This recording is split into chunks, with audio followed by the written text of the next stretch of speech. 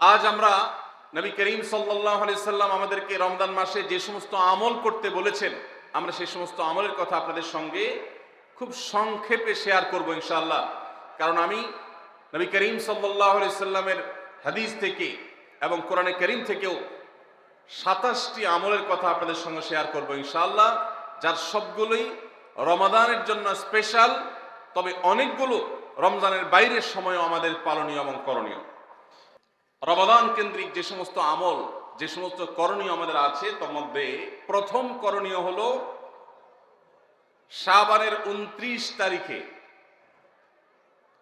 পশ্চিম আকাশে রমজানের চাঁদ তালাশ করা। এটা একটা আমল। কোন দিন চাঁদ তালাশ করবেন? শাবানের 29 তারিখ। এই বছর আমাদের দেশে শাবানের 29 তারিখ কবে হচ্ছে? রোজা কবে থেকে শুরু হচ্ছে?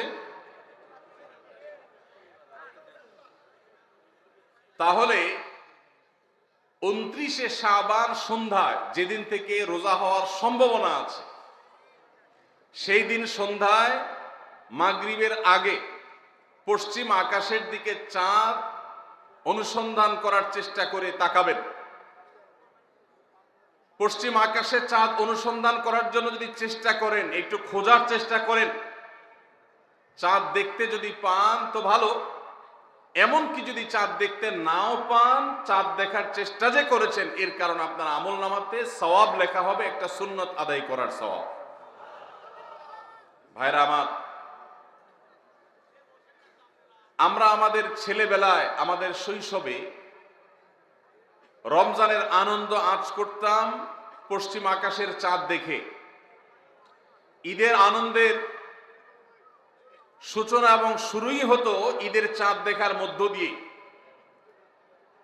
এমন একটা সময় আমরা এখন এসে পৌঁছেছি যেই সময়ে সবাই চাঁদ তালাশ করে, কিন্তু সেটা আকাশে না, ফেসবুকে। ঠিক না ভাই? ঠিক। চাঁদ কি ফেসবুকে উঠে না আকাশে উঠে? তাহলে সবাই যদি ফেসবুকে চাঁদ তালাশ করেন, আকাশে চাঁদ দেখবে কে? ও ইসলামী ফাউন্ডেশনের হেলাল কমিটি, চাঁদ দেখা কমিটির কিছু মানুষ, তাদের উপরে নির্ভর করে 18-20 কোটি মানুষ তারা ফেসবুকে তাকায় আছে। এটা খুবই দুর্ভাগ্যজনক একটা বাস্তবতা। নবী করিম সাল্লাল্লাহু আলাইহি সাল্লামের হাদিসটা আমরা লক্ষ্য করি, তিনি বলেছেন, সুমু লিরুইয়াতিহি ওয়া আফতিরু লিরুইয়াতিহি। তোমরা চাঁদ দেখে সিয়াম সাধনা করবে, চাঁদ দেখে রমাদান উদযাপন করবে, চাঁদ দেখে রমাদানের ইবাদত বন্দেগী করবে, আর চাঁদ দেখে তোমরা ঈদ উদযাপন করবে। চাঁদ দেখে তিনি আমাদেরকে রোজা রাখতে বলেছেন। অতএব চাঁদ দেখতে হবে কি হবে না? ভাইরা আমার, বিলুপ্ত হওয়া মৃত প্রায় সুন্নাহগুলোর মধ্যে থেকে একটা হলো চাঁদ তালাশ করার সুন্নাহ। এটা ফরজে কিফায়া, মুসলিম সমাজের কেউ যদি না করে সবাই গুনাহগার হবে। এটা খুবই রিস্কি একটা বিষয়, দুর্ভাগ্যজনক একটা বিষয় যে 20 কোটি মানুষের রমজান মাত্র মুষ্টিমেয় কয়েকজন মানুষের দেখার উপর নির্ভর করবে। ভাইরা আমার, আমরা পশ্চিম আকাশে চাঁদ দেখার চেষ্টা করব ইনশাআল্লাহ। যদি চাঁদ দেখতে পান আপনি, তাহলে নবী সাল্লাল্লাহু আলাইহি সাল্লামের সেখানে একটা দোয়া পড়বেন, আল্লাহুম্মা আহিল্লাহু আলাইনা বিল ইয়ুমনি ওয়াল ঈমান ওয়াস সালামাতি ওয়াল ইসলাম রব্বি ওয়া রব্বুকাল্লাহ। চাঁদকে লক্ষ্য করে বলবেন, চাঁদের সাথে কথা বলবেন। চাঁদ আপনার কথা হয়তো বুঝবে না, কিন্তু আল্লাহর এরকম সৃষ্টি যারা আমাদের কথা বুঝতে পায় না, তাদেরকে লক্ষ্য করে কিছু বলার মানে হলো আপনি মূলত আপনার মনের আকুতিকে প্রকাশ করছেন। চাঁদকে লক্ষ্য করে নবী সাল্লাল্লাহু আলাইহি সাল্লাম চাঁদ দেখলে পড়তেন, আল্লাহুম্মা আহিল্লাহু আলাইনা বিল ইয়ুমনি ওয়াল ঈমান। হে আল্লাহ, এই যে চাঁদ আমি দেখতে পাচ্ছি, এই চাঁদের পুরো মাসটাকে যে আমার জন্য বরকত এবং ঈমান দিয়ে পরিপূর্ণ করে দিন। এই চাঁদ পুরো মাস জুড়ে থাকবে, অতএব পুরো মাস জুড়ে এই চন্দ্র মাসে আমি আপনার কাছে আমার জীবনে প্রভূত বরকত, কল্যাণ এবং ঈমান আপনার কাছ থেকে চাই। ওয়াস সালামাতি ওয়াল ইসলাম, এবং আমি নিরাপত্তা চাই।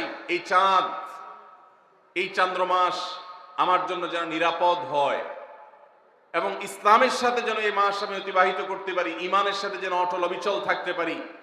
রব্বি ও রব্বুকাল্লাহ, হে চাঁদ, তোমার সৃষ্টিকর্তা পালনকর্তা আর আমারও পালনকর্তা এক আল্লাহ। ভাইরা আমার, চাঁদ দেখার চেষ্টা করা যাবে তো ইনশাআল্লাহ? সোশ্যাল মিডিয়াতে আপনি চাঁদের খবর খোঁজেন, দোষ নাই, কিন্তু আমরা সবাই যদি সোশ্যাল মিডিয়াতে চলে যাই, পশ্চিম আকাশে চাঁদটা দেখবে কে? দুর্ভাগ্য। মসজিদ মাদ্রাসার ছাত্ররা, ওলামা একরাম, তারাও চাঁদ তালাশ করতে দেখা যায় খুবই কম, খুবই নগণ্য। আল্লাহ তাআলা আমাদের সবাইকে মৃত প্রায় সুন্নাহকে জিন্দা করার তৌফিক দান করুন। এই বছর 29শে রমাদান শুক্রবারে হবে না শনিবারে হবে? কে কে চাঁদ দেখবেন হাত তোলেন। আল্লাহ আমাদের সবাইকে চাঁদ দেখার তৌফিক দান করুন। মৃত সুন্নাহকে জিন্দা করার নিয়তে চাঁদ দেখবেন ইনশাআল্লাহ। আল্লাহ আমাদের সবাইকে আমল করার তৌফিক দান করুন। ভাইরা আমার, তাহলে রমজান কেন্দ্রিক প্রথম আমল পেয়ে গেলাম, প্রথম কর্মসূচি পেয়ে গেলাম, সেটা হলো শাবানের শেষ তারিখে পশ্চিম আকাশে চাঁদ তালাশ করবো ইনশাআল্লাহ। নাম্বার 2, রমজানের দ্বিতীয় আমল, যেটা রমজানের প্রধান আমল মূলত কি সেটা বলেন দেখি। রমজানের প্রধান আমল কি ভাই? রোজা রাখা। মাশাআল্লাহ, উত্তর সঠিক। রমজান মাসের প্রধান আমল হলো রোজা রাখা। রোজা রাখার চাইতে এ মাসের বড় কোনো আমল হতে পারে না। রোজা রাখা রমজানের সুন্নত না মুস্তাহাব? ফরজ। ফরজ মানে হলো আল্লাহর সেই নির্দেশ, যেই নির্দেশ লঙ্ঘন করলে জাহান্নামের শাস্তি অবধারিত, জাহান্নামের শাস্তি এড়ানো যাবে না, যে নির্দেশ মান্য করা আবশ্যক, এরকম একটি ফরজ। ইসলামের স্তম্ভ কয়টা ভাই? 5টা। নবী করিম সাল্লাল্লাহু আলাইহি সাল্লাম বলেছেন, বুনিয়াল ইসলামু আলা খামস, ইসলাম দাঁড়িয়ে আছে 5টি ফাউন্ডেশনের উপরে, 5টি খুঁটির উপরে, 5টি ভিত্তির উপরে। সেই 5টি ভিত্তির 1 নম্বর হলো শাহাদাতি আল্লাহ ইলাহা ইল্লাল্লাহ ওয়া আন্না মুহাম্মাদান রাসূলুল্লাহ। আল্লাহ ছাড়া ইবাদত এবং উপাসনার উপযুক্ত আর কেউ নাই, আর মুহাম্মদ সাল্লাল্লাহু আলাইহি সাল্লাম আল্লাহর পাঠানো রাসূল, এই কথার সাক্ষ্য মুখে দেওয়া, এটা হলো 1 নম্বর স্তম্ভ। স্তম্ভ নম্বর 2, 5 ওয়াক্ত নামাজ আদায় করা। স্তম্ভ নম্বর 3, যাকাত আদায় করা, যাদেরকে আল্লাহ সামর্থ্য দিয়েছেন, সচ্ছলতা দিয়েছেন। স্তম্ভ নম্বর 4, হজ করা। স্তম্ভ নম্বর 5, রমজানের রোজা রাখা। তবে অনেক হাদিসে রমজানের রোজাকে 4 নম্বরে আর হজকে 5 নম্বরে রাখা হয়েছে। তাহলে রমজান মাসের রোজা রাখা এটা শুধু ফরজ না, মৌলিক ফরজ।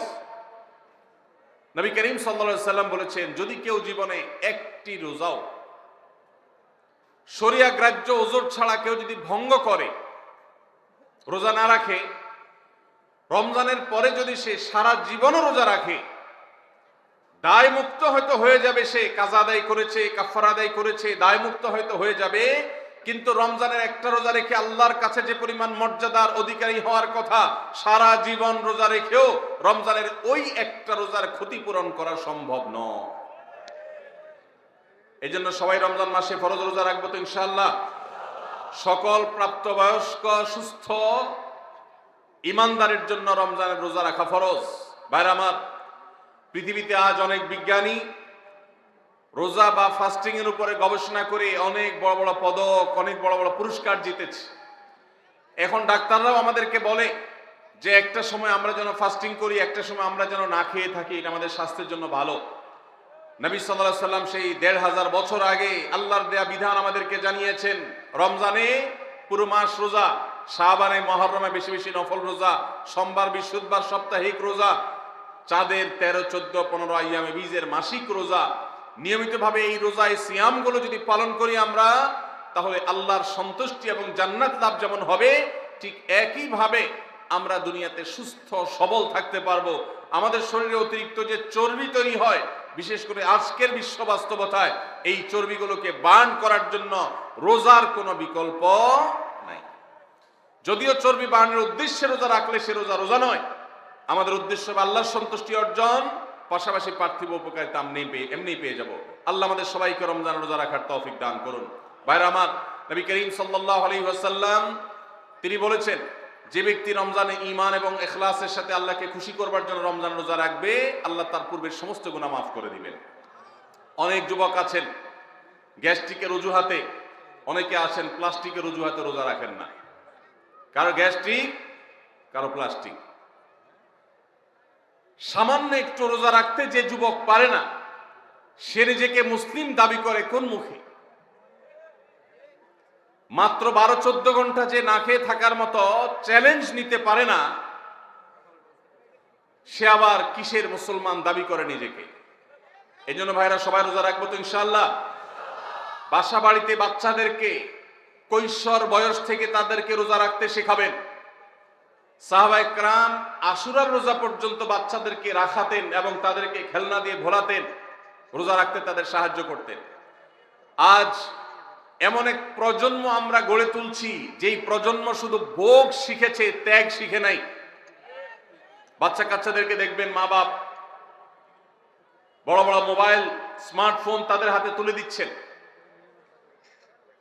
তারা মুখ দিয়ে কোনো কথা বললেই সেটা নেওয়ার জন্য, কেনার জন্য বাপ মা অস্থির ব্যাকুল হয়ে যাচ্ছেন। তাদেরকে সংগ্রাম, ত্যাগ, চ্যালেঞ্জ নেওয়া, এগুলো তাদেরকে শেখাচ্ছেন না। মনে রাখবেন, ভোগ করতে কোনো যোগ্যতার দরকার হয় না, ত্যাগ করতে যোগ্যতার দরকার হয়। ভোগ করতে সবাই পারে, ত্যাগ করতে সবাই পারে না। এই জন্য সন্তানকে ভোগ নয়, ত্যাগ শেখাতে হবে। আল্লাহ আমাদেরকে তৌফিক দান করুন। আপনার বাচ্চা যদি রোজা রাখা শিখে, শখ করে রোজা রাখে, তাকে বাধা দিবেন না, তাকে রোজা রাখতে দিবেন। কারণ সে রোজা রাখার মধ্য দিয়ে গরিব অভাব মানুষের কষ্ট অনুভব করবে, ফিল করবে। সে রোজা রাখার মধ্য দিয়ে আল্লাহর নৈকট্যের ফিলিংস তার মধ্যে আসবে, ইসলামের সংস্কৃতিকে সে অনুভব করবে, আঁচ করবে। এই জন্য সন্তানকে কৈশোর বয়স থেকেই, কিশোর বয়স থেকেই তাকে রোজা রাখতে সাহায্য করবেন ইনশাআল্লাহ। ঠিক আছে না ভাই? বাচ্চাদের প্রথম হয়তো রোজা অর্ধেক রাখবে, দুপুরে ভেঙে ফেলবে, এরপর না হয় বিকাল পর্যন্ত রাখবে, এরপর না হয় সন্ধ্যা পর্যন্ত রাখবে, কিন্তু অভ্যাস তাকে গড়ে তুলতে হবে। আল্লাহ আমাদেরকে তৌফিক দান করুন। ভাইরা আমার, তাহলে রমজানের প্রধান আমল রোজা রাখা। এই রোজা ইচ্ছাকৃত শরিয়া গ্রাহ্য ওজর ছাড়া ভাঙা জায়েজ নাই, হারাম। যদি কেউ ভাঙে অথবা না রাখে সে ফাসিক। অতএব এই রোজার চর্চা আমাদের করতে হবে। আল্লাহ আমাদের সবাইকে তৌফিক দান করুন। তাহলে 3 নম্বর আমল হলো রমজান মাসের, 2 নম্বর আমল হলো রমজান মাসে রোজা রাখা। 3 নম্বর আমল হলো রাতে তারাবির নামাজ আদায় করা। রাতে কি আদায় করা ভাই? তারাবির নামাজ আদায় করা কি ফরজ না নফল? ফরজ না সুন্নত? সুন্নত, সুন্নতে মুআক্কাদা। নবী করিম সাল্লাল্লাহু আলাইহি সাল্লাম বলেছেন, মান কামা রমাদানা ঈমানান ওয়া ইহতিসাবা গুফিরা লাহু মা তাকাদ্দামা মিন যামবি। যে ব্যক্তি রমজান মাসে রাতে দাঁড়িয়ে তারাবির নামাজ পড়বে, তার পূর্বের সমস্ত গুনাহ খাতা মাফ করে দেওয়া হবে। এই জন্য তারাবির নামাজ পড়বো তো ইনশাআল্লাহ। তারাবির নামাজ 4G গতিতে হবে না 5G গতিতে? কি বলেন? 4G না 5G? ভাইরা আমার, সবকিছুতে গতি ভালো না, সবকিছুতে গতি ভালো না।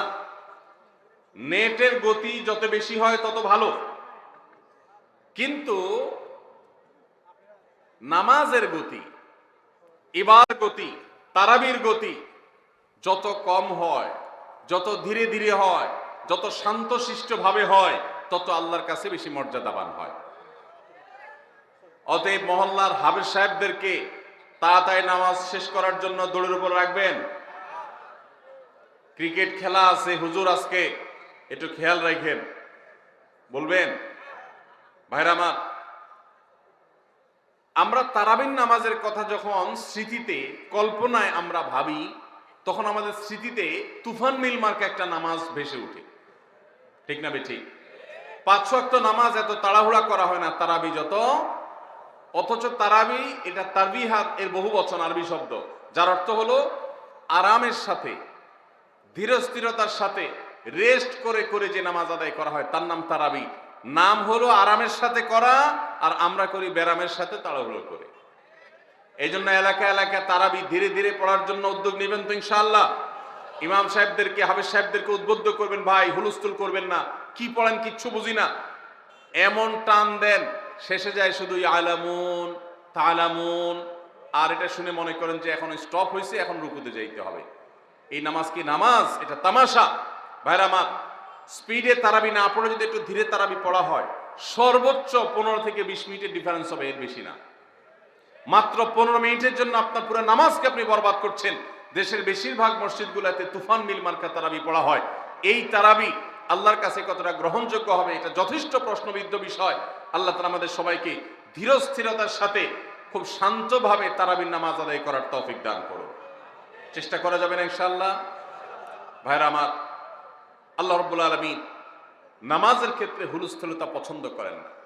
যার নামাজ যত বেশি সময় নিয়ে আদায় করেন তিনি আল্লাহর কাছে তত শ্রেষ্ঠ, তত ভালো নামাজি। আর যার নামাজে যত হুলস্থুল করা হয় তার নামাজের কোয়ালিটি, মর্যাদা আল্লাহর কাছে তত কম। অতএব আমরা রমজানের তৃতীয় আমল জানলাম তারাবির নামাজ, এবং সেটা ধীরস্থিরতার সাথে আদায় করবো। আল্লাহ আমাদের তৌফিক দান করুন। নাম্বার 4, সাহারি খাওয়া। সাহারি খাওয়া এটা রমজানের একটা আমল। আপনি সারা বছর লাঞ্চ করেন, ডিনার করেন, দুপুরের খানা খান, রাতের খানা খান, সকালে ব্রেকফাস্ট নাস্তা করেন, কিন্তু এর কোনোটা ইবাদত হয় না, এর কারণে আপনি সওয়াব পাবেন না। কিন্তু রমজান মাসে ভোর রাতে ঘুম থেকে উঠে যে আপনি খাবার খাবেন, এই খাবার খাওয়ার জন্য যে উঠলেন এবং খাইলেন, এর কারণে আপনার অ্যাকাউন্টে আপনার আমলনামা আল্লাহ তাআলা সওয়াব জমা করে দিবেন। আপনি রিওয়ার্ড পাবেন, বিনিময় পাবেন। কেন? কারণ নবী করিম সাল্লাল্লাহু আলাইহি সাল্লাম বলেছেন, তাসাহহারু ফাইন্না ফিস সাহুরি বারাকাহ। তোমরা সাহারির খাবার খাবে ভোর রাতে। রোজার মাসে রোজা রাখতে গিয়ে সাহারির খাবার খাবে। কেন? কারণ সাহারির যে খানা, এই খানাতে আল্লাহ তাআলা বরকত রেখেছেন।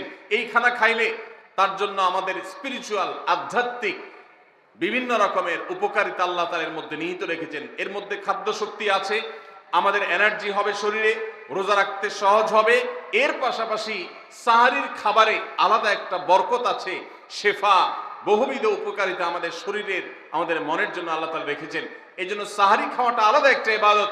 যদি আপনার সন্ধ্যা রাত্রে বেশি খাওয়া হয়ে যায়, সাহারিতে খানা খাওয়ার মতো মুড না থাকে, অন্তত এক ঢোক পানি, একটা খেজুর, সামান্য কিছু খেয়ে হলেও আপনি সাহারি খাবেন এবং তাতে আপনি সওয়াব পাবেন।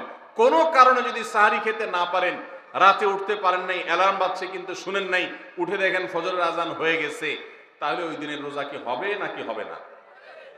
হবে। মাশাআল্লাহ, বগুড়া মানুষ মাসালা জানে, দেখা যায় রোজা হয়ে যাবে ইনশাআল্লাহ। কারণ এই সাহারি খাওয়াটা ফরজও না, ওয়াজিবও না, এটা সুন্নাত। সুন্নাত ছুটে গেলে ইবাদত হয় না, ব্যাপারটা সেরকম না। 5 নম্বর আমল হলো, সাহারি তো খাবো ঠিক আছে, কিন্তু সেটা শেষ সময়ে খাওয়া, দেরিতে খাওয়া। সাহারি কি আগে খাবেন না শেষের দিকে খাবেন? শেষের দিকে। কেন? কারণ নবী করিম সাল্লাল্লাহু আলাইহি সাল্লাম বলেছেন, লা ইয়াজালুন নাসু বিখাইরিন মা আজ্জাল ফুতুর ওয়া আখারুস সাহুর।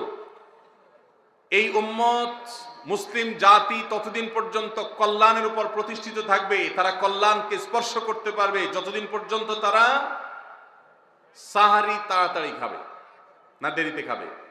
দেরিতে খাবে। আর ইফতার তাড়াতাড়ি করবে। তাহলে সাহারি দেরিতে খাওয়া হলো সুন্নাত। আমাদের দেশে গ্রামে অনেক মুরব্বীরা এখনো আছেন, রাত 12টা, 1টা, 2টা বাজে সাহারি খেয়ে শুয়ে থাকেন। তারা চিন্তা করেন পরে খাইতে গেলে আবার বর্ডার ক্রস হয়ে যায় কিনা, সীমা লঙ্ঘন হয়ে যায় কিনা, রিস্ক নেওয়ার দরকার কি, এই জন্য 12টার সময় খেয়ে রাখি। এটার কারণে সাহারি খাওয়ার সওয়াব পাবেন ঠিকই, কিন্তু দেরিতে সাহারি খাওয়ার যে সুন্নত, সেই সুন্নত আদায় হবে না। এই জন্য দেরিতে খাবেন। দেরিতে খাওয়ার মানে আবার এরকম দেরি না যে আপনি আর মুয়াজ্জিন সাহেব দুজন কম্পিটিশন করছেন, আপনার হাতে খাবারের প্লেট আর মুয়াজ্জিনের হাতে মাইক, আপনি আগে শেষ করেন আর মুয়াজ্জিন আগে আজান দিবে, কম্পিটিশন চলছে। এত দেরি করে একেবারে লাস্ট মিনিট পর্যন্ত খাওয়া সুন্নত নয়। কথা কি বুঝাতে পারছি? কয়েক মিনিটের গ্যাপ রেখে তারপরে খাবার শেষ করবেন। কারণ নবী করিম সাল্লাল্লাহু আলাইহি সাল্লাম সাহারি খেয়ে শেষ করে ফজর নামাজ শুরু করতেন, এর মধ্যে 50টা আয়াত পড়ার মতো গ্যাপ রাখতেন, অর্থাৎ প্রায় 10 মিনিটের মতো একটা গ্যাপ থাকতো। এই জন্য আমরা একটা গ্যাপ রেখে তারপর সাহারি শেষ করব। অর্থাৎ ফজরের আজান যদি হয় উদাহরণস্বরূপ 5টা 25-এ বা 30-এ, তাহলে আমরা 2-4 মিনিট আগে সাহারি খেয়ে শেষ করবো ইনশাআল্লাহ। তাহলে সাহারি দেরি করে খাওয়া, শেষের দিকে খাওয়াটা সুন্নত। আল্লাহ আমাদেরকে আমল করার তৌফিক দান করুন। রমজান মাসে সাহারির নামে একটা নতুন নাটক শুরু হয়েছে এই দেশে, সেটার নাম হলো সাহারি পার্টি। আপনারা শুনেছেন? বিশেষ করে শহরের ছেলেফেলেরা, ইউ পোলাপান, তারা আজকাল ভোর রাতে বন্ধু বান্ধব সহ রেস্টুরেন্টে গিয়া সাহারি পার্টির আড্ডা বাইর করছে। শয়তানি এবং ফাইজলামির আর কোনো জায়গা নাই, সাহারির জন্য পার্টি বাইর করছে, তাও আবার ছেলে মেয়ে একসাথে মিলেমিশে। ভাইরা আমার, সাহারি খাওয়া ইবাদত, এবং সাহারির এই সময়টা দোয়া কবুলের সময়, তাহাজ্জুদের সময়। আল্লাহ তাআলা দুনিয়ার আকাশ থেকে ডেকে ডেকে বান্দাকে ক্ষমা করেন। এই সময়টাতে আড্ডাবাজি করা, এটা হতভাগা ছাড়া আর কারোর কোনো কাজ হতে পারে না। এরপরে 6 নম্বর আমল হলো ইফতার করা। রোজা রেখেছেন কিন্তু ইফতার করেন নাই, রোজা হয়ে যাবে কিন্তু সুন্নাত আদায় হবে না, এজন্য ইফতার করা একটা সুন্নাত। আল্লাহ তাআলা আরহামুর রাহিমিন, এমন একটা মাস রমজান মাস, সারা বছর কিন্তু আমরা নাস্তা করি, সারা বছর যেটা নাস্তা করি রমজানে সে নাস্তাই করি। পার্থক্য হলো সারা বছর নাস্তা করি সকালে, রমজান নাস্তা করি সন্ধ্যায়। মানুষ দীর্ঘ সময় না খেয়ে থাকার পরে যে খাবার খায় সেটাকেই ব্রেকফাস্ট বলে, সেটাকেই নাস্তা বলে। আরবিতে যে ইফতার বলা হয়, এই ইফতার শব্দের অর্থ কিন্তু নাস্তা। ইফতার শব্দের অর্থ কি? নাস্তা। সারা বছর নাস্তা খেলে কোনো সওয়াব হবে, কিন্তু রমজান মাসে আপনি যদি সারাদিন উপবাস থাকার পর সন্ধ্যায় ব্রেকফাস্ট করেন, অর্থাৎ ইফতার করেন, তাহলে আল্লাহ তাআলা আপনাকে সুন্নাত পালন করার সওয়াব দিবেন। এই জন্য ভাই, ইফতার করা একটা সুন্নাত। 7 নম্বর, ইফতার আবার তাড়াতাড়ি করা আরেকটা সুন্নাত। এটা 7 নম্বর আমল, ইফতারটা একটু তাড়াতাড়ি করা। তাড়াতাড়ি করা মানে কি? সূর্য ডুবার 2-4 মিনিট আগে। কি বলেন? তাহলে তাড়াতাড়ি কেমনে হলো? তাড়াতাড়ি মানে হলো সূর্য ডুবার সাথে সাথে করা, বিলম্ব বা দেরি না করা। নবী করিম সাল্লাল্লাহু আলাইহি ওয়াসাল্লামের ওই হাদিস আবারও আমরা স্মরণ করি। তিনি বলেছেন, লা ইয়াজালুন নাসু বিখাইরিন মা আজ্জালুল ফুতুর ওয়া আখারুস সুহুর। এই মানুষ, এই উম্মত ততদিন কল্যাণের উপরে প্রতিষ্ঠিত থাকবে যতদিন তারা ইফতার তাড়াতাড়ি করবে আর সাহরি দেরিতে করবে। ইফতার তাড়াতাড়ি করা এর মানে হলো সূর্য ডুবছে আর দেরি করবেন না। শিয়ারা এবং ইহুদিরা, তাদের মধ্যে রোজা আছে, ফাস্টিং আছে, তারা সেই রোজায় ইফতার করে হলো চতুর্দিক অন্ধকার হয়ে যাওয়ার পর, সূর্য ডুবার পর পর ইফতার করে না। তো এই জন্য নবী সাল্লাল্লাহু আলাইহি সাল্লামের আদর্শ হলো তার বিপরীত, অর্থাৎ সূর্য ডুবার পর পর ইফতার করে ফেলা, অতিরিক্ত বিলম্ব না করা। আল্লাহ আমাদেরকে আমলের তৌফিক দান করুন। 8 নম্বর আমল হলো ইফতারের দোয়া পড়া। ইফতারের দোয়া জানা আছে ভাই? কি দোয়া? আমরা একটা দোয়া কমন জানি বাংলাদেশে মানুষ, সেটা হলো আল্লাহুম্মা লাকা সুমতু আলা রিজকিকা আফতারতু। এটাও হাদিসে বর্ণিত হয়েছে, কিন্তু হাদিসের সনদ নিয়ে অনেকেই কোনটা নিয়ে আলাপ তুলেছেন, প্রশ্ন তুলেছেন। আল্লাহুম্মা লাকা সুমতু মানে হলো, হে আল্লাহ, আপনার উদ্দেশ্যে রোজা রেখেছি, ওয়া আলা রিজকিকা আফতারতু, এবং আপনার দেওয়া রিজিক দিয়ে ইফতার করেছি। আর ইফতারের আরেকটা দোয়া হলো যাহাবাজ জামা ওয়াবতাল্লাতিল উরুক ওয়া সাবাতাল আজরু ইনশাআল্লাহ। এটা একটা দোয়া। যদি এগুলো দোয়ামূলক নয়, আমরা দোয়া বলছি, এটা মূলত আল্লাহর কাছ থেকে একটা প্রত্যাশা। এর অর্থ হলো যাহাবাজ জামা, আমার পিপাসা দূর হয়ে গেছে। ওয়াবতাল্লাতিল উরুক, আমার শিরা উপশিরাগুলো সব সিক্ত হয়ে গেছে। ওয়া সাবাতাল আজরু ইনশাআল্লাহ, এবং আল্লাহ চাহেন তো এই রোজার বিনিময় আমার সাব্যস্ত হয়ে গেছে আল্লাহর কাছে, এটা স্থির হয়ে গেছে। এটা হলো ইফতারের দোয়া। ইফতারের দোয়াটা কি ইফতারের আগে করব না পরে করব? ইফতারের দোয়াটা যারা ইফতারের আগে করার পক্ষে তারা হাত তোলেন। অল্প সংখ্যক মানুষ, আর বাকিরা সবাই কি পরের পক্ষে না মাঝখানের পক্ষেও আছেন লোক? সব পরের। মাশাআল্লাহ, সব সূক্ষ্ম সূক্ষ্ম মাসআলা দেখি গাবতলী মানুষ জানে, মাশাআল্লাহ, অনেক অগ্রসর দেখা যায়। আল্লাহ আমাদের সবাইকে দ্বীনের জন্য কবুল এবং মঞ্জুর করুন, মাশাআল্লাহ। ভাইরা আমার, ইফতারের দোয়াটা ইফতারের পরে করতে হয়, যেটা বেশিরভাগ মানুষ জানে না, কিন্তু আমি অবাক হলাম যে এখানে বেশিরভাগ মানুষ আপনারা জানেন, মাশাআল্লাহ, নলেজেবল মানুষ, বোঝা গেছে। ইফতারের দোয়ার অর্থের দিকে তাকালেই তো বোঝা যায় এটা আগে না পরে। দোয়ার অর্থের মধ্যে তাকালে আমরা দেখতে পাচ্ছি যে আল্লাহ শিরা উপশিরা সিক্ত হয়ে গেছে, পিপাসা দূর হয়ে গেছে, এগুলো তো ইফতারের পরেই হয়। অবশ্য আমি অর্থ আগে বলে দিয়েছি, সেটা দেখে হয়তো আপনারা অনেকে বুঝে ফেলছেন, মাশাআল্লাহ। তো যাই হোক, ইফতারের শুরুতে বিসমিল্লাহ বলে ইফতার করব, আর শেষে এই দোয়া পড়বো। আল্লাহ আমাদেরকে আমলের তৌফিক দান করুন। 9 নম্বর হলো সাহরি এবং ইফতারে খেজুর খাওয়া। খেজুর দিয়ে সাহরি ইফতার করা। ইফতারে আপনি অন্য যা খান না খান, খেজুর দিয়ে খাবেন। নবী সাল্লাল্লাহু আলাইহি সাল্লাম আদা পাকা আদা খেজুর দিয়ে ইফতার করতেন, যেটাকে রোতাব বলা হয়। আর যদি সেটা না পাওয়া যেত সাধারণ যে কোনো খেজুর, সেটাও না পাওয়া গেলে একটু পানি খেয়ে তারপর তিনি ইফতার করতেন। আমরা ইফতারে খেজুর খেতে হয় সুন্নাহ, এটা আমরা জানি, কিন্তু যেটা জানি না সেটা হলো সাহারিতে খেজুর খাওয়া। ভোর রাতে সাহারিতে খেজুর খাওয়া সুন্নত, এটা আগে কে কে জানতেন? হাত তোলেন। আগে জানতেন? মাশাআল্লাহ, হাত নামান। গত বছর রমজানে সাহারিতে ভাত তরকারি যাই খাইছেন না খাইছেন, একটা হলো খেজুর খাইছেন, কারা কারা হাত তোলেন? মাশাআল্লাহ, এদিকে সব আমল করা মানুষ, মাশাআল্লাহ। তাহলে তার ওয়াজ টোয়াজের কোনো দরকার নাই।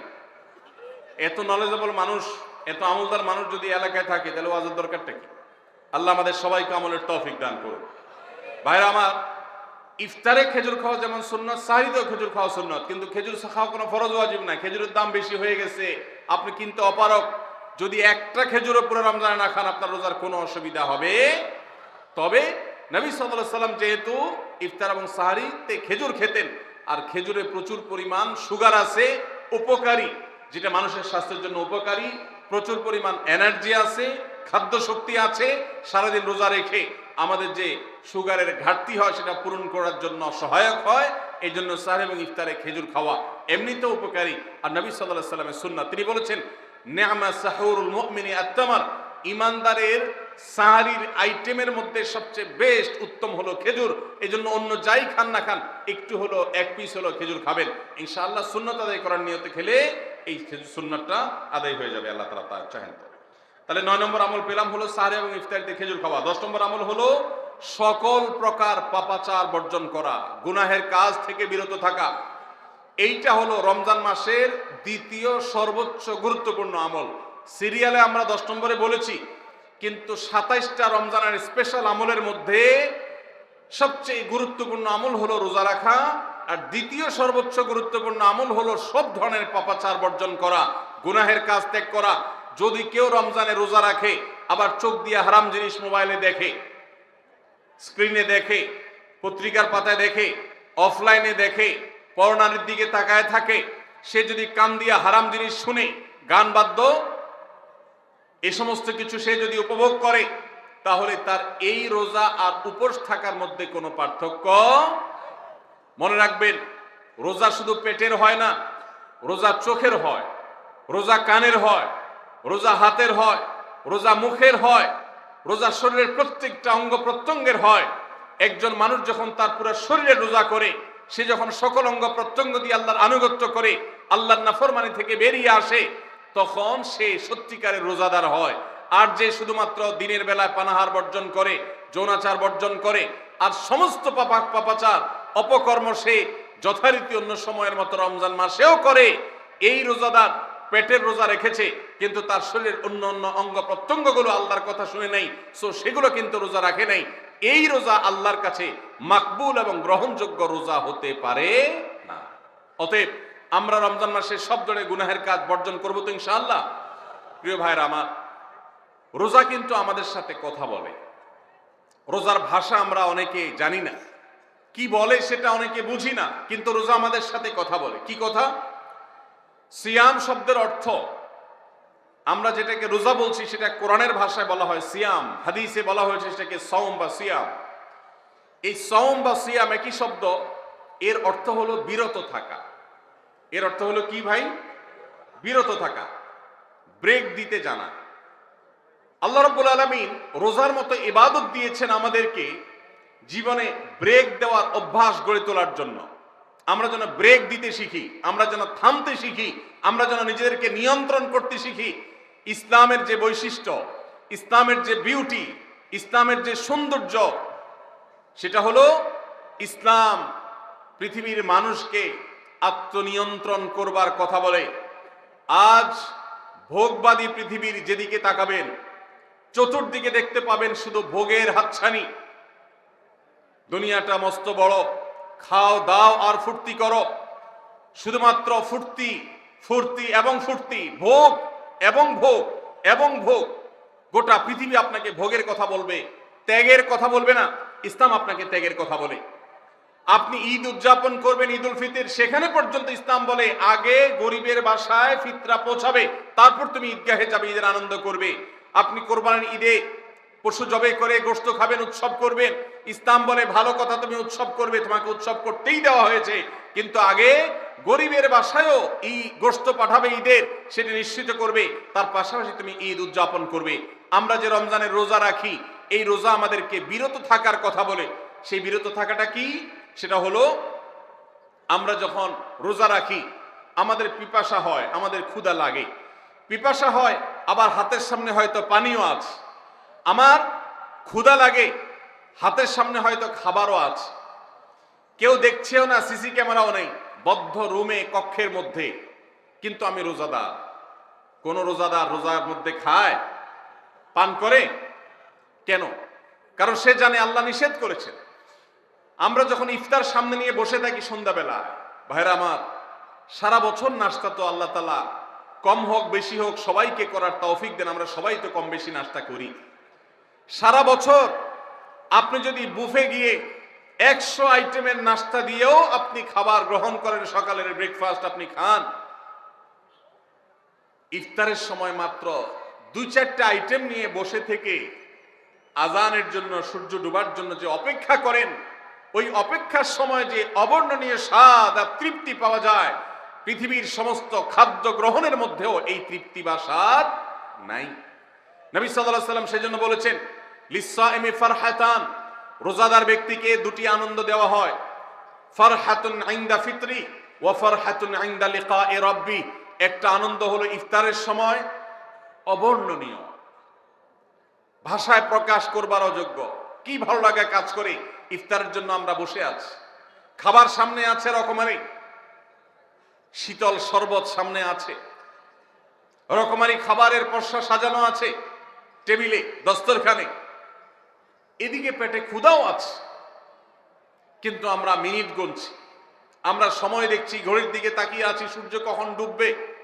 সূর্য ডুবেছে আর সাথে সাথে আমরা ইফতার করছি। এই যে আল্লাহর নির্দেশের অপেক্ষা, ইসলাম রোজার মাধ্যমে আমাদেরকে সেই শিক্ষাটা দিতে চায়। রোজা আমাদের সাথে সেই কথা বলে যে দেখো, তুমি জীবনে বিরত থাকতে শিখো, গোটা পৃথিবী তোমাকে ভোগ শিখাবে, ইসলাম তোমাকে ত্যাগ শিখাবে, ইসলাম তোমাকে কন্ট্রোল করা শিখাবে। আমাদের তরুণদের চরিত্রকে নষ্ট করবার জন্য, তাদেরকে নানাভাবে উস্কানি দেওয়ার জন্য, বিনোদনের নামে, নিউজের নামে, বিজ্ঞাপনের নামে, বিভিন্ন নামে অশ্লীল নানা দৃশ্য, খোলামেলা দৃশ্য তাদের সামনে দেখানো হয়, ভোগের আহ্বান করা হয়। ইসলাম বলে, হে মুসলিম তরুণ, তোমার চোখের এরিয়ার মধ্যে কোনো পরনারী, কোন সুন্দরী নারী পড়ে গেছে, তুমি আঁচ করতে পেরেছ, সাথে সাথে তোমার দৃষ্টিকে তুমি নিয়ন্ত্রণ করো, অবনত করো। কুল্লিল মুমিনিনা ইয়াগুদ্দু মিন আবসারিহিম ওয়া ইয়াহফাযু ফুরুজাহুম। আল্লাহ বলেছেন, হে রাসূল বলে দিন ইমানদার পুরুষদেরকে, তারা যেন তাদের চোখগুলোকে নামিয়ে রাখে, তাদের সম্ভ্রমকে তারা সংরক্ষণ করে। মনে রাখবেন, যা খুশি তা করতে পারা এটা যোগ্যতা নয়। নিজেকে নিয়ন্ত্রণ করলাম, যা খুশি তা করব না, এর নাম হলো যোগ্যতা। ডায়রিয়ার রোগী ডাইরেক্ট হয়ে যায়, যা খুশি যে করে, নিজের মন যেদিকে তাকে নাচায় সেদিকে নাচে, এই লোকটা অসুস্থ মানুষের মতো। আর মুসলিম যুবক, মুসলমান মানুষ, নারী পুরুষ, সে নিজেকে নিয়ন্ত্রণ করে। আল্লাহ এটা হারাম করেছেন, আমার মন চায়, চাইলেই আমি সেটা নিতে পারি, কিন্তু আমি নেব না। আমি একটা জিনিস ধরতে পারি, আল্লাহ হারাম করেছেন, সেজন্য আমি ধরবো না। এই শিক্ষাটা রমজান আমাদেরকে দেয়। অতএব রমজানের সবচেয়ে গুরুত্বপূর্ণ আমল হলো এই 10 নম্বর আমল, সেটা হলো পাপাচার বর্জন করা। নবী সাল্লাল্লাহু আলাইহি সাল্লাম বলেছেন, যে ব্যক্তি রমজানে রোজা রাখলো আর পাপাচার বর্জন করলো না, তাহলে এই রোজা রাখার উপোস থাকার ভিতরে কোনো পার্থক্য নাই। আল্লাহ আমাদের সবাইকে রমজান মাসে রোজা থেকে সকল হারাম, সকল নাজায়েজ কাজ, সকল গুনাহের কাজ ছাড়ার তৌফিক দান করব না আমি। ভাইরা আমার, 11 নম্বর আমল হলো অধিক পরিমাণ দোয়া করা। রমজান মাসে রোজা রেখে আমরা বেশি বেশি দোয়া করব। চলতে ফিরতে, উঠতে বসতে দোয়া করতে পারেন। আমাদের মায়েরা অনেকে শুনছেন আমাকে, রমজান মাসে আপনি গৃহস্থলী কাজ করছেন, রান্নাবাড়া করছেন, ঘর ঝাড়ু দিচ্ছেন, আর মনে মনে আল্লাহর সাথে কথা বলেন। দোয়া মানে আল্লাহর সাথে কথোপকথন। আল্লাহ, আপনি আমাকে মাফ করে দেন, আমার বাবাকে মাকে মাফ করে দেন, সন্তানগুলোকে হেদায়েত দান করেন, চোখের পানি ফেলেন। নিয়মতান্ত্রিক দোয়া, বসে বসে হাত তুলে দোয়া করবেন কেবলামুখী হয়ে। আবার চলতে ফিরতে, উঠতে বসতে, এমনকি ওযু নাই সে অবস্থায় দোয়া করবেন। নবী সাল্লাল্লাহু আলাইহি সাল্লাম বলেছেন, 3 ব্যক্তির দোয়া ফিরিয়ে দেওয়া হয় না। কয় ব্যক্তির দোয়া? সালাতুন লা তুরাদ্দু দাওয়াতুহুম, 3 শ্রেণী মানুষের দোয়া ফিরিয়ে দেওয়া হয় না। এর ভিতরে এক শ্রেণী হলেন মাজলুম, কারোর জুলুমের শিকার হয়েছে এই ব্যক্তি। জালেমের বিরুদ্ধে যে তার মনের আকুতি থাকে, বদদোয়া থাকে, আল্লাহ সুবহানাহু ওয়া তাআলা এটা ফিরিয়ে দেন না।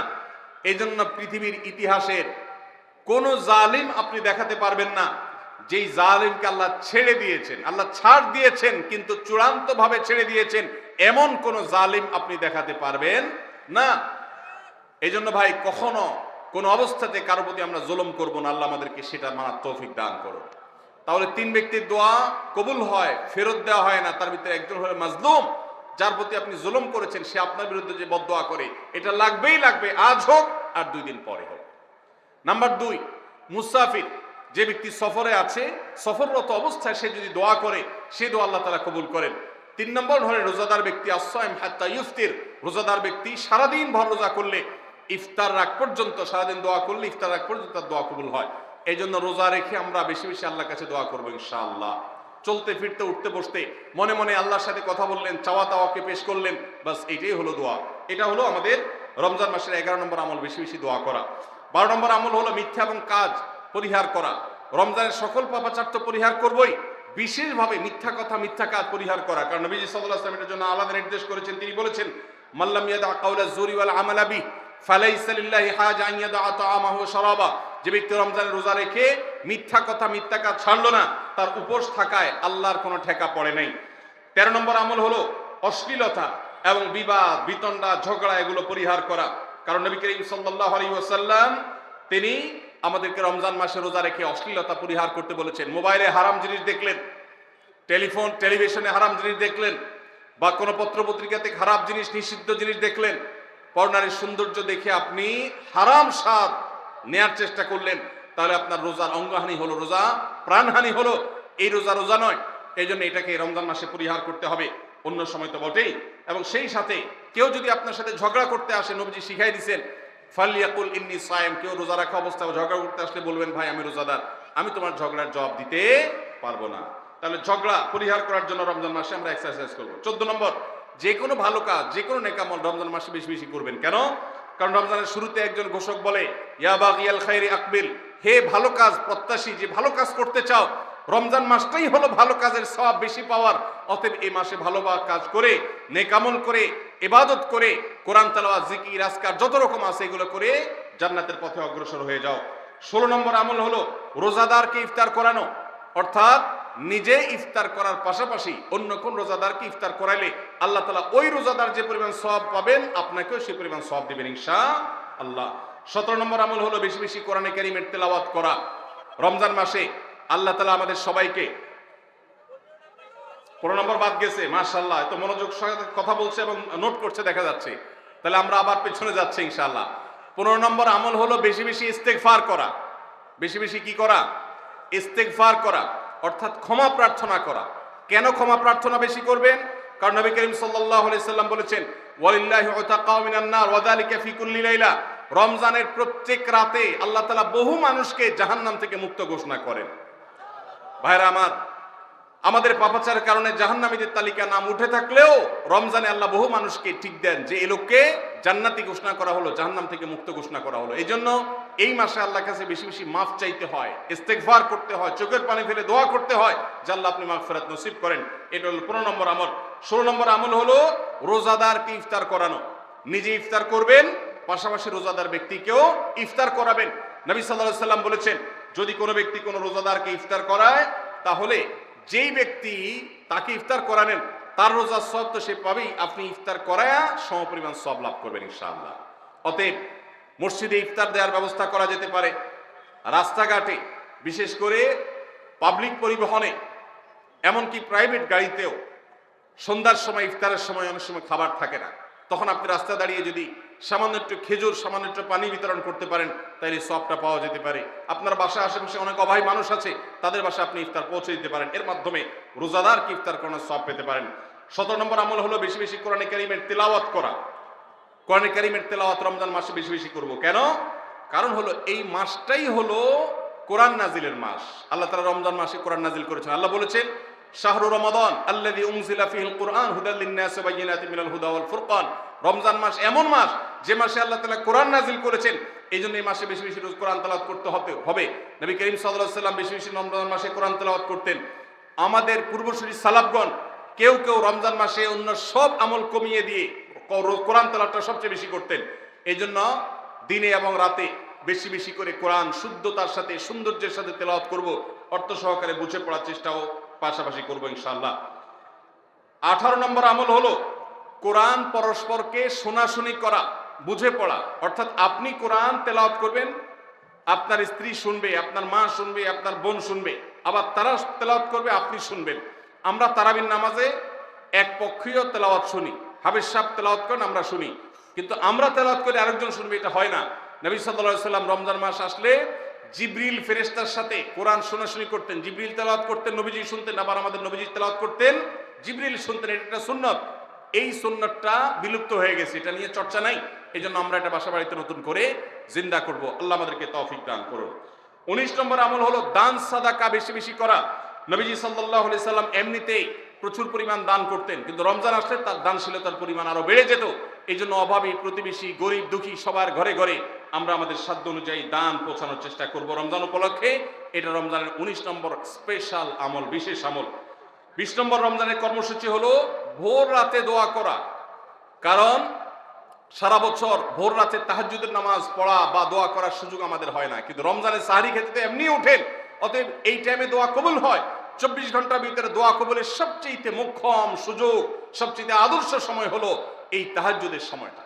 ভাইরা আমার, ঢাকার একটি বড় কোম্পানি, বাংলাদেশের সবচেয়ে বড় শিল্প প্রতিষ্ঠান বললে ভুল হয়তো হবে না, অন্তত এটুকু বলা যায় যে প্রথম 3-4টি বড় প্রতিষ্ঠানের একটি। এরকম একটা প্রতিষ্ঠানের একজন কর্মকর্তা বছর 2-3 আগে আমার সাথে হঠাৎ দেখা। তিনি আমাকে দেখে বেশ আবেগ আপ্লুত হলেন এবং অনেকটা জড়িয়ে ধরলেন এবং বললেন, ভাই, আপনার একটি আলোচনা থেকে আমার জীবনের ভিতরে এমন এক পরিবর্তন আসছে যেটা অকল্পনীয়, অভাবনীয়। তো আমি একটু কৌতূহল হয়ে জানতে চাইলাম কোনটা সেটা। তখন তিনি বললেন, ভাই, আমার জীবনে এমন একটা রোগ হয়েছে, যেই রোগ ট্রিটমেন্ট করার জন্য দেশে বিদেশে বিভিন্ন জায়গায় গিয়েছি, কোনো চিকিৎসা এর আমি পাই নাই। শেষ পর্যন্ত আশাহত হয়ে চাকরি ছেড়ে দিয়ে, শহর ছেড়ে দিয়ে গ্রামে গিয়ে বসবাস করা শুরু করছি এবং মৃত্যুর জন্য অপেক্ষা করছি। এর মধ্যে আপনার একটা আলোচনার ক্লিপ আমার চোখের সামনে আসলো সোশ্যাল মিডিয়ায়, তো এটা শুনলাম। সে আলোচনাটা ছিল আল্লাহর কাছ থেকে অসাধ্য সাধন করার সময় হলো ভোর রাত তাহাজ্জুদের সময়। আমি এই আলোচনা পুরোটা শোনার পর ওই রাতেই আমি ঘুম থেকে উঠে ভোর রাতে তাহাজ্জুদ পড়ে আল্লাহর কাছে বুক ভাসিয়ে মন ভরে কাঁদলাম, দোয়া করলাম। ওই ভাই বললেন যে আমি এত দোয়া করলাম, দোয়া করতে করতে দীর্ঘ সময় আমি পরিতৃপ্ত হলাম, আমার দোয়া শেষ হয়ে গেল। দোয়া করে শেষ করার পর ফজর নামাজের সময় হয়ে গেছে। আমার ফিল হলো, অনুভব হলো যে আমার শরীরে আর কোনো রোগবালাই এখন মনে হয় নাই। এবং তিনি গত 2 দিন আগেও তার সাথে আমি দেখা করলাম ঢাকায়, গতকালকে দেখা করলাম, 2 দিন আগে না, মাত্র 1 দিন আগে দেখা করলাম। তিনি এখন সুস্থ সবল হয়ে আবার তার চাকরিতে ফিরে গিয়ে স্বপদে সমহিমায় আছেন। তিনি এক সহকর্মীকে ডেকে আমার সামনে বলছেন, এই তোমরা বলো তো, আমি আগে শারীরিকভাবে বেশি ফিট ছিলাম নাকি এখন বেশি ফিট? তখন তার সহকর্মী আমার সামনে বলছে, স্যার, আপনি আগে অনেক বেশি রাগারাগি করতেন, আপনি হট মেজাজে ছিলেন, অনেক বেশি অসুস্থ হয়ে যেতেন কিছু হলেই, কিন্তু এখন আপনি সে আগের সময়ের তুলনায় অনেক বেশি সুস্থ এবং ফিট। তিনি বললেন, ভাই, ভোর রাতের দোয়ার প্রভাব এত বেশি, তাহাজ্জুদের সময়ের দোয়া এত গুরুত্বপূর্ণ যে এই এক দোয়া আমার জীবনকে আমূল পরিবর্তন করে দিয়েছে। এই জন্য ভাইরা, রমজান মাসে বিশেষ করে যখন তাহাজ্জুদের সময় সাহরি খেতে যখন উঠবেন, সাহরি খাওয়ার পর 10টা মিনিট সময় হাতে রাখেন, বা সাহরি খাওয়ার আগে 10টা মিনিট আগে উঠে ওযু করে 2 রাকাত 4 রাকাত নামাজ পড়ে, বা নামাজ পড়ার সময় না থাকলে অন্তত কেবলামুখী হয়ে 2টা হাত তুলে আল্লাহর কাছে একটু চান। নবীজি সাল্লাল্লাহু আলাইহি সাল্লাম বলেছেন, রাতের শেষ প্রহর যখন হয় দুনিয়ার আসমানে নেমে এসে আল্লাহ বান্দাদেরকে ডেকে ডেকে তাদের প্রত্যেকটা চাওয়া পূরণ করে দেন। এই জন্য ভাইরা, রমজান মাসে সাহরির সময় দোয়া কবুল হয়। রমজান উপলক্ষে বিশেষ করে এই আমলটা, সাহরির সময় আমলটা, আমরা দোয়া করার আমলটা করতে পারি। তাহলে 20 নম্বর আমল হলো তাহাজ্জুদের নামাজ এবং ভোর রাতের দোয়া। এটা অন্য সময় করা যায়, কিন্তু রমজানের সুযোগটা বেশি আসে, সেজন্য এটাকে রমজানের স্পেশাল আমল হিসেবে আমরা উল্লেখ করলাম। আল্লাহ আমাদেরকে সবাইকে তৌফিক দান করুন। সাহরি খেতে উঠলে একটু দোয়া করবো তো ইনশাআল্লাহ, 2-4 মিনিটের জন্য হলে দোয়া করবো, একাকী নির্জনে আল্লাহর কাছে কেবলামুখী হই। এর চেয়ে বড় দুর্ভাগ্যের বিষয় কি আছে যে আল্লাহ চাওয়ার জন্য ডাকছেন আর আমি অবহেলা করে বসে আছি। ভাইরা আমার, 5 ওয়াক্ত নামাজের জন্য মুয়াজ্জিন আপনাকে ডাকে, কিন্তু ভোর রাতে দোয়া কবুলের জন্য স্বয়ং আল্লাহ আপনাকে ডাকেন। অতএব সাহরি খেতে উঠলে ভোর রাতে সাহরির সময় একটু দোয়া করবো তো ইনশাআল্লাহ। 21 নম্বর আমল উমরা করা। যাদেরকে আল্লাহ তৌফিক দিয়েছেন তারা রমজান উমরা করবেন, কারণ নবী করিম সাল্লাল্লাহু আলাইহি ওয়াসাল্লাম বলেছেন, উমরাতুন ফি রমাদান তা'দিলু হাজ্জা। রমজানে কেউ উমরা করলে একটা হজের সওয়াব পায়। কোন কোন হাদিসে আসছে তা'দিলু হাজ্জাতাম মাই, নবীজির সাথে হজের সওয়াব পাওয়া যায় রমজানে উমরা করলে। আল্লাহ আমাদেরকে যখন তৌফিক দিবে আমরা তখন সেটা করব ইনশাআল্লাহ। ঠিক আছে না? নিয়ত করেন, দোয়া করেন, আল্লাহ একসময় তৌফিক অবশ্যই দিবেন। 22 নম্বর আমল হলো রমজানের শেষ 10 দিন মসজিদে ইতিকাফ করা। গুরুত্বপূর্ণ একটা পয়েন্ট, মসজিদে ইতিকাফ করা। খুব মনোযোগ দিয়ে শুনি। রাসূল করিম সাল্লাল্লাহু আলাইহি সাল্লাম রমজানের রোজা ফরজ হওয়ার পর থেকে নিয়ে তার মৃত্যু পর্যন্ত একটি বছরের জন্য রমজানের শেষ দশক মসজিদে ইতিকাফ করা ছাড়া ছিলেন না। একবার তিনি মসজিদে ইতিকাফে বসেছেন, কিন্তু ইমার্জেন্সি একটা কাজে মসজিদ থেকে তাকে বের হতে হয়েছে। এই জন্য তিনি পরের বছর 20 দিন ইতিকাফ করেছেন। 10 দিন হলো ওই বছরের, আর 10 দিন হলো আগের বছরে যে ইতিকাফ ভেঙে ফেলেছেন সেটার ইতিকাফের কাজা। তার মানে হলো নবীজির জীবনে কখনো ইতিকাফ 1 বছর একটা রমজান মাসেও ছাড়েন নাই। এত গুরুত্বপূর্ণ আমল যে রমজানের এই আমলটা তিনি কখনোই ছাড়েন নাই। দুর্ভাগ্য আমাদের, এখানেও হয়তো বেশিরভাগ মুসলমান আমরা জীবনে একবারের জন্য রমজানের শেষ 10 দিন ইতিকাফ করি নাই। যে আমল নবীজি জীবনে কখনো ছাড়েন নাই সেটা আপনি জীবনে একবারও করেন নাই। এর চাইতে বড় হতভাগা উম্মত আর কি হতে পারে? ভাইরা আমার, 3টি আমলের নগদ তৃপ্তি আমি অন্তত অনুভব করি। আমি আমার সে অভিজ্ঞতার আলোকে আপনাদেরকে উদাত্ত আহ্বান করতে চাই, রমজানের শেষ দশকে আপনারা ইতিকাফ করুন। যে 3টি আমলের তৃপ্তি, নগদ স্বাদ, অবর্ণনীয় ভালো লাগা কাজ করে, অন্তর্জগতে প্রশান্তিতে পরিপূর্ণ হয়ে যায়, সেই 3টি ইবাদতের একটি হলো আরাফাতের ময়দানের দোয়া। এটার সাথে কোনো কিছুর কম্পেয়ার হয় না। অবর্ণনীয় এক তৃপ্তি লাগে আরাফাতের ময়দানে দোয়া করতে। দ্বিতীয় হলো সিজদায় গিয়ে চোখের পানি ফেলে আল্লাহর কাছে দোয়া করতে অসম্ভব ভালো লাগা কাজ করে। ভোর রাতে দোয়াতেও একই স্বাদ পাওয়া যায়।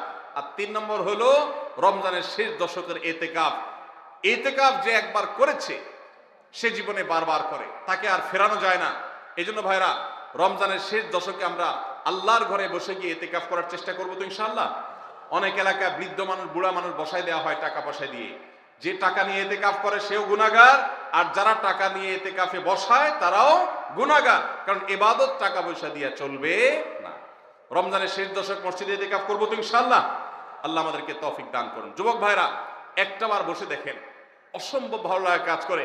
মনে হয় যে আল্লাহর মেহমান আমি, এই ফিলটা হয়। কারণ আল্লাহর ঘরে এসে বসে আছেন আপনি কারোর কাছে কোনো কিছু চেয়েছেন, চাইতে চাইতে একটা পর্যায়ে তার পাও জড়িয়ে বসে গেলেন, একদম বসে গেলেন, তার ঘরের সামনে বসে পড়লেন। ইতিকাফটা অনেকটা এরকম। রমজানের প্রথম 20 দিন আল্লাহর কাছে হাত দিয়ে দোয়া করলাম, আর শেষ 10 দিন একদম মসজিদে গাঁটটি মুস্কা নিয়ে পড়ে গেলাম। ব্যাপারটা হলো কারো পায়ে ধরে পড়ে যাওয়ার মতো। আশা করা যায় ইতিকাফকারীকে আল্লাহ তাআলা ক্ষমা না করে মসজিদ থেকে ফেরাবেন না। এজন্য ইতিকাফ করার চেষ্টা করবো তো ইনশাআল্লাহ। আমরা ব্যস্ততার অজুহাত দেই। ভাইরা আমার, যে কোনো মুহূর্তে দুনিয়া থেকে চলে যেতে হতে পারে। এই জন্য এই রমজানে প্ল্যান করেন, যত ব্যস্ত হন না কেন। আমি তো আমার সমস্ত ব্যস্ততাকে এক পাশে ঠেলে রেখে আল্লাহ আমাকে যখন থেকে তৌফিক দিয়েছেন রমজানের শেষ দশকে ইতিকাফ ছাড়া বাইরে থাকবো এটা চিন্তাও করি না।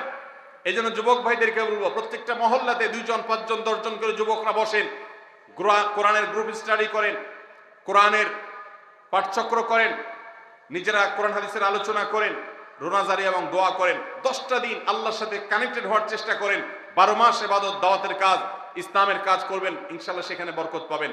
রমজানের শেষ দশকে ইতিকাফ করবেন তো ইনশাআল্লাহ? আল্লাহ আমাদের সবাইকে তৌফিক দান করুন। 23 নম্বর আমল হলো শেষ দশকে ইবাদতের মাত্রা বাড়িয়ে দেওয়া। আমরা উল্টাটা করি। আমাদের দেশে রমজানের প্রথম দশকে মসজিদ ফুল হয়ে, বারান্দা ফুল হয়ে, রাস্তায়ও মুসল্লি দাঁড়ায়। আর 10 রমজান চলে গেলে 20 রমজান পর্যন্ত বাহিরের মুসল্লি কমতে কমতে বারান্দার মুসল্লি কমে ভিতরে চলে আসে। আর শেষ 10 দিনে আসলে, ঈদের দিনগুলো যখন কাছে আসে, তখন 5 ওয়াক্ত নামাজের ওই নিয়মিত মুসল্লি ছাড়া বাকিগুলো সব উধাও হয়ে যায়। নবী সাল্লাল্লাহু আলাইহি সাল্লাম কি করতেন? তার উল্টাটা। আমাদের আয়েশা বলেছেন, কানা ইয়াজিতাহিদু ফীহি মা লা ইয়াজিতাহিদু ফী গায়রি। আমাদের নবীজি সাল্লাল্লাহু আলাইহি সাল্লাম রমজানের শেষ দশকে ইবাদতের জন্য যত কষ্ট করতেন, যত সাধনা করতেন, অন্য কোন সময় ইবাদতের জন্য এত সাধনা করতেন না। অথচ আমরা দেখা যায় শেষ দশক অবহেলা কাটাই। এই জন্য ভাইরা, শেষ দশকে ইবাদতের পরিমাণ আরো বাড়িয়ে দিতে হবে, আমলের পরিমাণ বাড়িয়ে দিতে হবে। এটাই আল্লাহ তাআলার নির্দেশনা, সেটাই রমজানের শেষ দশকের আমল। 24 নম্বর আমল হলো শেষ দশকে পরিবারকে ঘুম থেকে ডেকে তোলা। এটা আলাদা সুন্নাহ। নবী সাল্লাল্লাহু আলাইহি সাল্লাম রমজানের শেষ দশক হলে কানা ইদা দাখালাল আশর আহইয়া লাইলা ওয়া আইকাদা আহলা। তিনি পরিবারকে ঘুম থেকে ডেকে তুলতেন এবং স্ত্রী সঙ্গ ত্যাগ করতেন। শেষ দশক কোমর বেঁধে ইবাদত করতেন। এটা 24 নম্বর আমল। তাহলে শেষ দশক পরিবারকে ঘুম থেকে ডেকে তোলা। নবীজি অন্য কোন সময় ঘুম থেকে ইবাদতের জন্য ডাকতেন না, নফল নামাজ যার ইচ্ছা সে পড়বে, যার ইচ্ছা পড়বে না। কিন্তু শেষ দশক এত বড় অফার, এত বড় সুযোগ, কারণ লাইলাতুল কদর শেষ দশকে আছে। এই জন্য এই দশকে ইবাদতের জন্য পরিবারকে তিনি ডেকে তুলতেন। তারা শুয়ে থাকুক, তিনি এটা সহ্য করতেন না। এই জন্য 24 নম্বর আমল হলো রমজানের শেষ দশকে পরিবারকে ঘুম থেকে ডেকে তোলা এবং স্ত্রী সঙ্গ ত্যাগ করা শেষ দশকের জন্য। 25 নম্বর আমল হলো লাইলাতুল কদর অনুসন্ধান করা। রমজানের শেষ দশকের প্রত্যেকটা রাতে কিন্তু শবে কদর হতে পারে, বিশেষ করে বেজোড় রাতে 21, 23, 25, 27, 29 এই রাতগুলোতে লাইলাতুল কদর হওয়ার সম্ভাবনা অনেক জোরালো। সৌদি আরবের মানুষ তাদের বেজোড় রাতে তালাশ করবে, আমরা আমাদের বেজোড় রাতে তালাশ করব ইনশাআল্লাহ। নবীজি সাল্লাল্লাহু আলাইহি সাল্লাম বলেছেন যে তাহাররাউ লাইলাতুল কদর ফিল বিতি মিনাল আশরিল আওয়াখির মিন রমাদান। রমজানের শেষ দশকের বেজোড় রাতগুলোতে তোমরা শবে কদর হতে পারে সে আশা বেশি বেশি করে ইবাদত বন্দেগী করো। লাইলাতুল কদর ইবাদতকে আল্লাহ বলেছেন লাইলাতুল কদরে খায়রুম মিন আলফি শাহর। 1000 মাস, 1000 মাস ইবাদত করলে যে সওয়াব পাওয়া যাবে, লাইলাতুল কদরের এক রাতের ইবাদতের সওয়াব তার চাইতে বেশি হবে। সেই রাত কোনটা আল্লাহ নির্দিষ্ট করেন নাই। এজন্য শেষ দশকের প্রত্যেকটা রাতেই ইবাদত করার চেষ্টা করা, স্পেশালি বেজোড় রাতগুলোতে। 26 নম্বর আমল হলো লাইলাতুল কদরের আশায় বিশেষ দোয়া পড়া। সেটা কি? আল্লাহুম্মা ইন্নাকা আফুউন তুহিব্বুল আফওয়া ফাআফু আন্নী। আল্লাহ আপনি ক্ষমাশীল, আপনি ক্ষমাকে ভালোবাসেন, অতএব আমাদেরকে ক্ষমা করে দিন। এটা রমজানের শেষ দশকের প্রত্যেক রাতেই পড়বেন। যে রাতটা একটু শান্ত শিষ্ট, একটু শীতল, একটু বৃষ্টিভাব, একটু লাইলাতুল কদরের আবহ বোঝা যায়, সেই রাতকে লাইলাতুল কদর আশা করে, প্রত্যাশা করে বেশি বেশি দোয়া পড়বেন, আল্লাহুম্মা ইন্নাকা আফুউন তুহিব্বুল আফওয়া ফাআফু আন্নী। তাহলে 26 নম্বর আমল হলো লাইলাতুল কদরের দোয়া পড়া। আর 27 নম্বর সর্বশেষ আমল হলো ফিতরা আদায় করা। অর্থাৎ রমজান মাসের রোজাতে যদি ভুল ত্রুটি হয়, এটা রিফাইন্ডের কাজ হয়ে যায়, রিফ্রেশমেন্টের কাজ হয়ে যায় ফিতরার মাধ্যমে। প্রত্যেক সচ্ছল ব্যক্তি তার নিজের পক্ষ থেকে, নিজের স্ত্রী এবং নিজের ছোট বাচ্চাদের তরফ থেকে ফিতরা আদায় করবেন। প্রাপ্তবয়স্ক সন্তান থাকলে তারা তাদেরটা আদায় করবে, আর না হলে বাবা তাদেরটা আদায় করতে পারে। ফিতরা স্বরূপ গরিবদের বাসায় একদিনের খাবার এটা পৌঁছে দিতে হবে। এটা হলো ফিতরা। ঈদের নামাজের আগ পর্যন্ত এটা আদায় করার নির্দেশ নবী সাল্লাল্লাহু আলাইহি সাল্লাম দিয়েছেন। তাহলে 27 নম্বর আমল হলো ফিতরা আদায়। এটার মাধ্যমে রমজানের আমল শেষ হয়ে যাবে। আমি আবার এক নজরে 27টি আমল আপনাদেরকে বলে দিচ্ছি। নাম্বার 1 চাঁদ দেখা, নাম্বার 2 রোজা রাখা, নাম্বার 3 তারাবির নামাজ আদায় করা, নাম্বার 4 সাহরি খাওয়া, 5 নম্বর আমল হলো শেষ সময় সাহরি খাওয়া, 6 নম্বর আমল হলো ইফতার করা, 7 নম্বর আমল হলো তাড়াতাড়ি ইফতার করা এবং 8 নম্বর আমল হলো ইফতারের দোয়া পড়া, 9 নম্বর আমল হলো সাহরি এবং ইফতারে খেজুর খাওয়া, 10 নম্বর আমল হলো রমজান মাসের সকল গুনাহ বর্জন করা, 11 নম্বর আমল হলো বেশি বেশি দোয়া করা, 12 নম্বর আমল হলো মিথ্যা কথা এবং কাজ পরিহার করা, 13 নম্বর আমল হলো অশ্লীলতা এবং ঝগড়া বিবাদ রমজানের রোজা রেখে না করা, 14 নম্বর আমল হলো ভালো কাজের পরিমাণ এই মাসে বাড়ায় দেওয়া, 15 নম্বর আমল হলো বেশি বেশি আল্লাহর কাছে ক্ষমা চাওয়া, কারণ এই মাসে আল্লাহ বেশি ক্ষমা করেন মানুষকে, 16 নম্বর আমল হলো অন্য রোজাদারকে ইফতার করানো, তাদের বাসায় ইফতার পাঠানো। আর 17 নম্বর আমল হলো বেশি বেশি কোরআন তেলাওয়াত করা। 18 নম্বর আমল হলো কোরআন নিজে পড়ে আরেকজনকে শোনানো, আবার তার তেলাওয়াত নিজে বসে শোনাশুনি করা। 19 নম্বর আমল হলো দান সাদেকা করা। 20 নম্বর আমল হলো তাহাজ্জুদ এবং বিশেষ করে ভোর রাতে সারি খেতে উঠে দোয়া করা। আর 21 নম্বর আমল হলো উমরা করার সামর্থ্য থাকলে 22 নম্বর আমল হলো ইতিকাফ করা শেষ দশকে। 23 নম্বর আমল হলো শেষ দশকের বেজোড় রাতে, শেষ দশকের প্রত্যেকটা রাতে ইবাদতের পরিমাণ বাড়িয়ে দেওয়া এবং বিশেষভাবে রাত্রি জাগরণ করা শেষ দশক। আর 24 নম্বর আমল হলো শেষ দশকে নিজের পরিবারকে ঘুম থেকে ডেকে তোলা, স্ত্রী সঙ্গ ত্যাগ করা। 25 নম্বর আমল হলো লাইলাতুল কদর অনুসন্ধান করা। 26 নম্বর আমল হলো লাইলাতুল কদরের বিশেষ দোয়া পাঠ করা। আর 27 নম্বর আমল হলো ফিতরা দেওয়া। আল্লাহ আমাদের সবাইকে এই 27টা আমল দিয়ে আমাদের রমজান মাসকে সাজাবার তৌফিক দান করুন। ভাইরা আমার, এবার শুনানির পালা। মুখস্থ 27টা টানা কে কে শোনাইতে পারবে? হাত তোলেন। 27টা শোনাইতে গিয়া যদি